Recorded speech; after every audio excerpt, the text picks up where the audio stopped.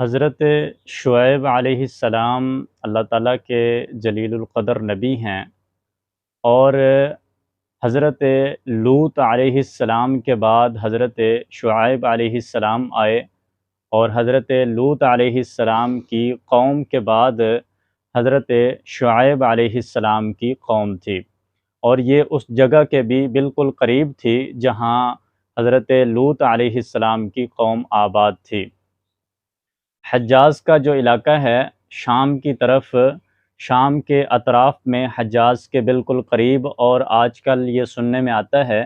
کہ یہ مدین بستی تھی جو حضرت شعیب علیہ السلام کی قوم جہاں آباد تھی، تو یہ حجاز کے حصے میں ہی ہے اب، اور وہاں بحیرہ احمر کے ساتھ ساتھ یہ بستی آباد تھی۔ یہ مدین بستی کا نام تھا جس کی وجہ سے اس قوم کو بھی مدین کہا جاتا ہے، اور ایکا کے نام سے بھی اس قوم کو پکارا گیا ہے۔ قرآن پاک میں اصحاب الایکا ان کو کہا گیا ہے، اور ایکا کے بارے میں مفسرین نے یہ لکھا ہے کہ یہ ایک درخت تھا جس کی یہ قوم پوجا کیا کرتی تھی،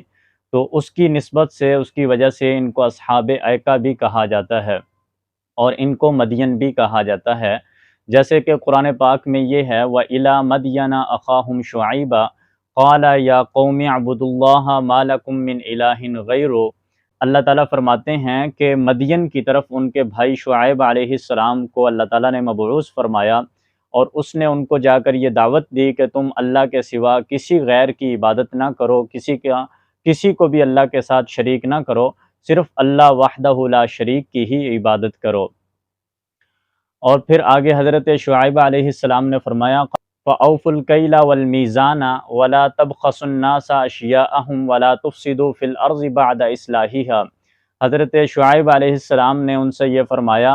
کہ تمہارے پاس اللہ رب العزت کی طرف سے واضح نشانیاں اور علامات آ چکی ہیں۔ اس سے حضرت شعیب علیہ السلام کے معجزات مراد ہیں۔ قرآن میں صراحتاً تو حضرت شعیب علیہ السلام کے معجزات کا تذکرہ نہیں ہے، لیکن قد جاءتکم بینۃ سے یہ واضح ہوتا ہے کہ حضرت شعیب علیہ السلام کو بھی اللہ تعالیٰ نے معجزات عطا کیے تھے، جس کا تذکرہ وہ قوم کے سامنے کر رہے ہیں کہ آپ کے سامنے علامات اور نشانیاں آ چکی ہیں کہ میں واقعی اللہ کی طرف سے بھیجا گیا رسول ہوں، میری تصدیق ہو چکی ہے۔ اور اس کے بعد حضرت شعیب علیہ السلام نے اپنی قوم کو ان بیماریوں سے، ان گناہوں سے روکا جس میں وہ قوم مبتلا تھی، کہ وہ قوم ایک تو یہ کرتی تھی کہ وہ راہزن تھے، راستے میں جانے والے لوگوں کو لوٹ لیتے تھے، اور تاجر جو راستے سے گزرتے تھے مسافر تاجروں سے ٹیکس لیا کرتے تھے، اور سب سے پہلی یہ قوم تھی جس نے جگہ ٹیکس اور بھتہ لینے کا آغاز کیا تھا، یعنی ناجائز لوگوں سے ٹیکس لیا کرتے تھے۔ اور اس کے بارے میں یہ آتا ہے کہ یہ قوم تاجروں سے 10% ناجائز ٹیکس لیا کرتی تھی۔ گزرنے والے جتنے بھی تاجر وہاں سے دوسرے ممالک کے گزرتے تھے تو ان سے یہ ناجائز ٹیکس لیا کرتے تھے، اور اسی طرح یہ قوم ناپ تول میں بھی کمی کرتی تھی، اور چیزوں کے اندر، اشیاء کے اندر ملاوٹ کرتی تھی،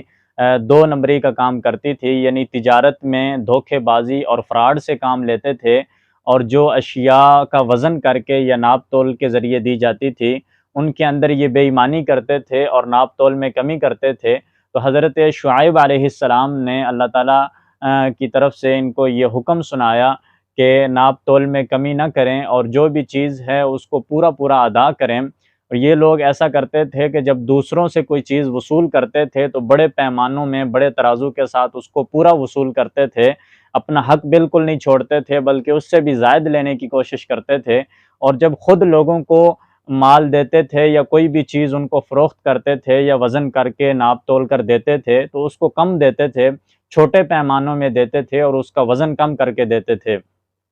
حضرت شعیب علیہ السلام نے ان کو اس تجارت میں بے ایمانی سے اور فراڈ سے، دھوکہ بازی سے منع فرمایا، اور آپ نے یہ فرمایا کہ اللہ کی طرف سے آپ پر نشانیاں واضح ہو چکی ہیں، لہٰذا آپ ناپ تول میں کمی نہ کیجئے اور زمین پر فساد نہ مچائیے آپ اصلاح ہونے کے بعد۔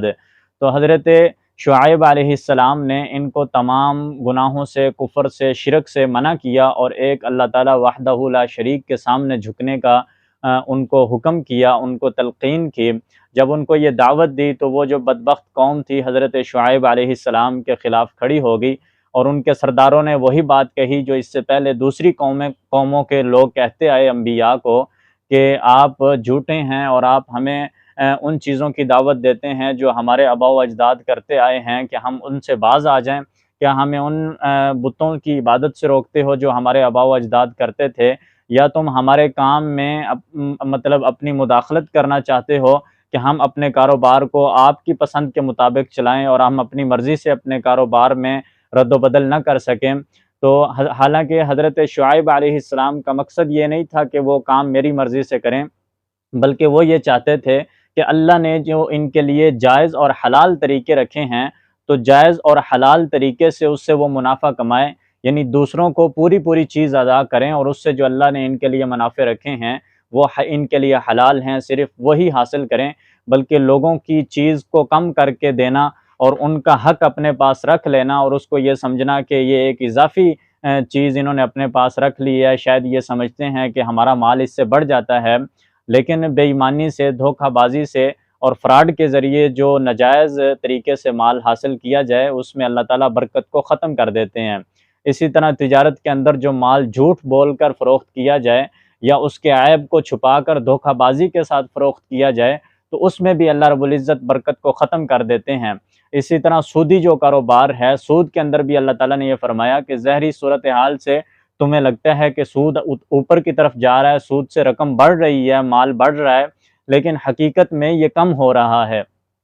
اور اس سے برکت ختم ہو جاتی ہے، مال کی برکت بالکل نکل جاتی ہے اور مال نقصانات کی طرف جاتا ہے۔ جو آدمی ناجائز طریقے سے مال کماتا ہے تو ہمیشہ فقر و فاقہ میں رہتا ہے، اور اس پر اللہ تعالیٰ فقر کو مسلط کر دیتے ہیں، قحط سالی کو مسلط کر دیتے ہیں، اور اس آدمی سے محنت زیادہ لیتے ہیں، اور ان ایسی قوموں پر اللہ رب العزت ظالم اور حکمران، ظالم بادشاہ مسلط کر دیتے ہیں جو ان سے نجائز ٹیکس لیتے ہیں اور ان کو اور بھی زیادہ پریشان کرتے ہیں۔ تو یہ حضرت شعیب علیہ السلام کی قوم اسی طرح کی بیماریوں میں مبتلا تھی، جس کی وجہ سے حضرت شعیب علیہ السلام ان کو روکتے تھے، منع کرتے تھے۔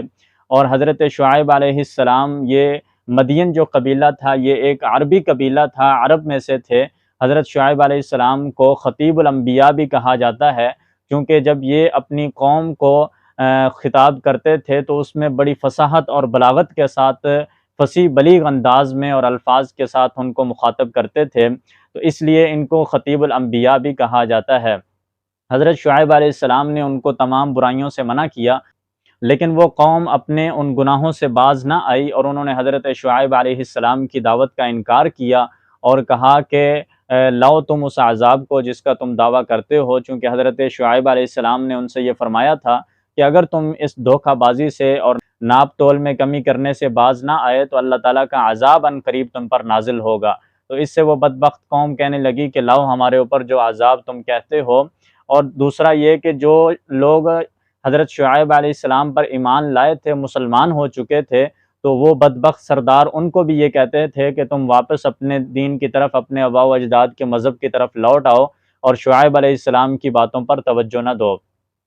تو اس قوم کو اللہ تعالیٰ نے اس دھوکہ بازی اور ناپ تول میں کمی کرنے کی وجہ سے اور اشیاء میں ملاوٹ کرنے کی وجہ سے اللہ تعالیٰ نے عبرتناک سزا ان کو دی، اور ان کے بارے میں بھی یہ آتا ہے کہ ان کو 3 قسم کی سزائیں دی گئیں۔ ایک یہ کہ پہلے اللہ تعالیٰ نے ان کی ہوا کو وہاں سے روک لیا، ان کے علاقے سے، بستی سے، کہ وہاں ہوا نہیں چلتی تھی، جس کی وجہ سے گرمی کی شدت بڑھ گئی، اور یہ لوگ اللہ تعالیٰ سے بارش طلب کرنے لگے اور حضرت شعیب علیہ السلام سے کہنے لگے کہ وہ ان کے لیے بارش طلب کریں، قحط سالی ہونے لگی اور گرمی کی شدت بڑھنے لگی۔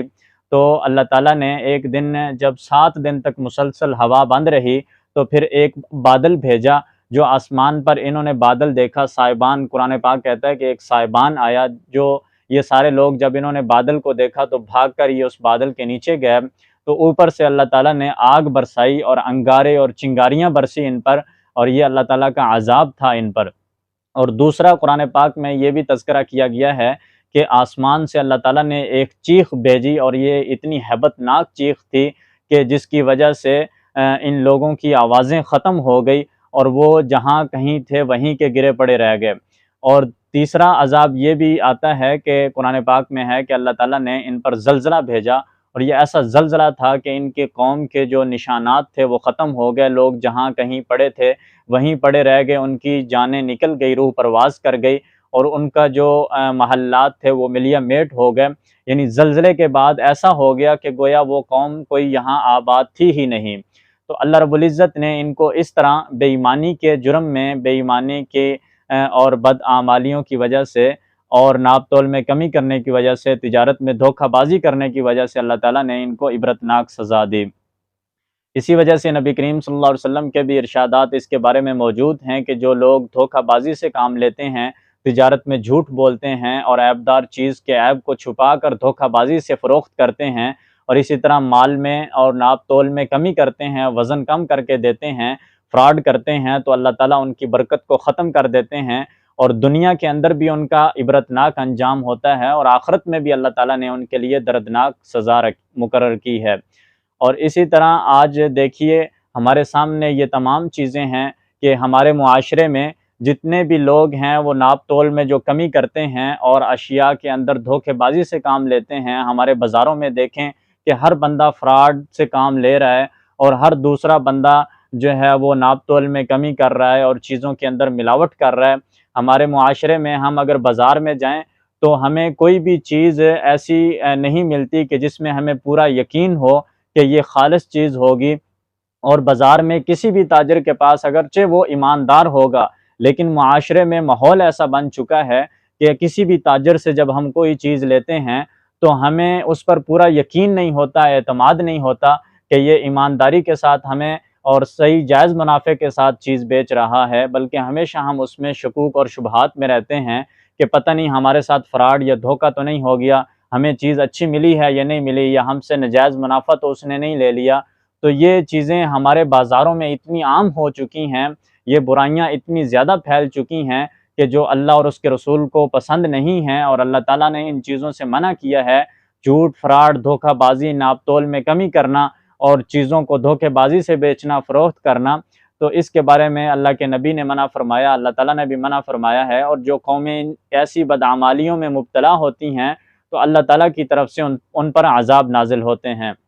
اور آج ہم دیکھ رہے ہیں کہ ہمارے ساتھ جو کچھ ہو رہا ہے وہ یہی ہے کہ بے جا مہنگائی ہے اور بے جا ٹیکس لگے ہوئے ہیں، اور اتنے زیادہ ظالمانہ ٹیکس ہم سے لیے جا رہے ہیں کہ جو کوئی بھی غریب آدمی، متوسط طبقے کا جو آدمی ہے وہ ان ٹیکسوں کو ادا نہیں کر سکتا، اور روزمرہ کی زندگی کی اشیاء خریدنا بھی اس کے لیے مشکل ہو گئی، اور ایک وقت کا کھانا بھی اس کا اپنے گھر والوں کے لیے، بیوی بچوں کے لیے لانا مشکل ہو گیا ہے۔ تو یہ ساری جو چیزیں اور بے جا مہنگائی ہے اور اتنے زیادہ ٹیکس ہیں، جو بجلی کے اندر ٹیکس ہیں اور مختلف چیزوں میں ہم سے جو اتنے زیادہ ٹیکس وصول کیے جا رہے ہیں، اور ہمارے حکمران جو ہم پر ظلم کر رہے ہیں، تو ان تمام چیزوں کی وجہ ایک ہی ہے کہ ہمارے بازاروں میں جو بدعمالیاں ہو رہی ہیں اور ہمارے معاشرے میں وہ جو اعمال ہو رہے ہیں جن سے اللہ اور اس کے رسول نے منع کیا ہے، جب تک ہم وہ تمام برائیوں کو چھوڑیں گے نہیں تو اللہ تعالیٰ کی طرف سے ہمارے حالات نہیں بدلیں گے۔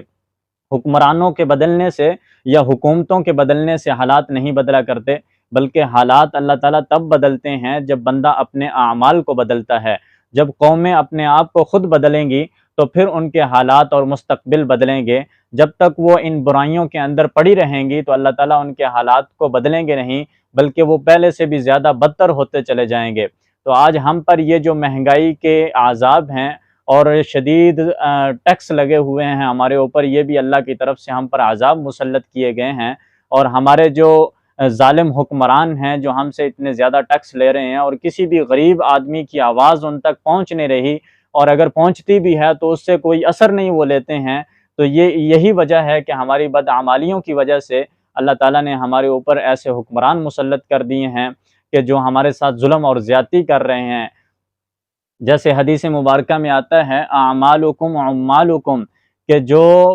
تمہارے اعمال ہیں وہی تمہارے بادشاہ ہیں، یعنی جس طرح کے تم اعمال کرو گے اللہ تعالیٰ اسی طرح کے تم پر بادشاہ مسلط کر دے گا۔ تو آج ہمیں اس چیز پر غور کرنا چاہیے، توجہ کرنی چاہیے کہ پچھلی قومیں جن برائیوں کی وجہ سے، جن بیماریوں کی وجہ سے، بدعمالیوں کی وجہ سے تباہ ہوئی ہیں، آج ہمارے اندر وہ تمام چیزیں پائی جاتی ہیں۔ یعنی یہ دیکھا جائے کہ پچھلی قوموں میں مجموعی طور پر جو ایک بیماری ہوتی تھی جس کی وجہ سے اللہ تعالیٰ عذاب نازل کرتا تھا ان پر، تو آج ہمارے قوم کے اندر وہ تمام بیماریاں ایک ساتھ پائی جاتی ہیں۔ یعنی لوط علیہ السلام کی قوم بے حیا تھی، تو ہمارے معاشرے میں بھی بے حیائی عروج پر ہے۔ اگر شعیب علیہ السلام کی قوم ناپ تول میں کمی کرتے تھی، تجارت میں دھوکے بازی سے کام لیتی تھی، تو آج ہمارے معاشرے میں بھی یہ چیز عام ہے، ہمارے بازاروں میں بھی سب کچھ یہی چل رہا ہے۔